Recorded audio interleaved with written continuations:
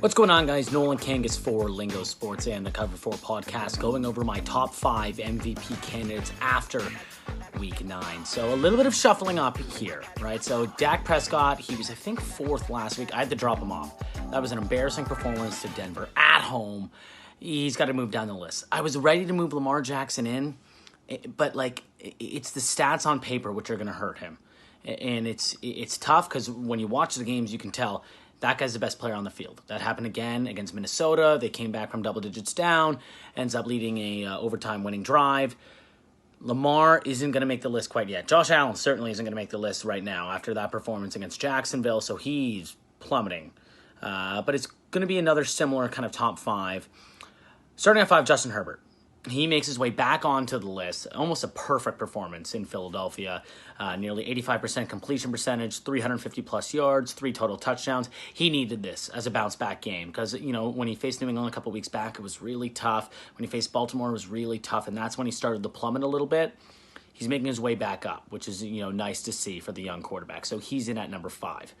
Kyler Murray in at 4, right? So he was at 5 last week, and I get he didn't play. Cardinals still win. His numbers are still really good. They're still the top seed in the NFC, so I have to, kind of give him some consideration there.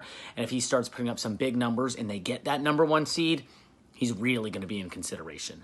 3, it pains me to do it, Aaron Rodgers. It has been a couple of tough weeks for him.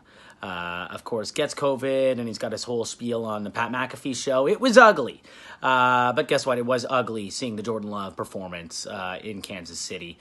He's not the guy. Aaron Rodgers is the guy, and he's what makes that bus keep turning and those wheels keep rolling, right? So Rodgers has been putting up fantastic numbers, as has Devontae Adams. It's kind of been the case for the last couple of years. His numbers are still that good. He is still that talented of a player, regardless of what he says off the field. So he's going to be number 3 on this MVP board. Number 2, moving down from number 1, is Matt Stafford. Not a good performance against the Titans. Nobody really expected that.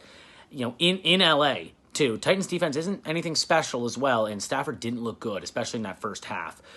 So I'm going to drop him down a little bit. Tom Brady comes in at number 1. I know everybody hates to see it, but he's having probably his best year yet. The Bucs are still one of the best teams in football, regardless of what their defensive situation looks like with all of those injuries. So when they're 100% healthy, they might be the best team in football, and right now he is playing the best football at the quarterback position. So Tom Brady in at number 1.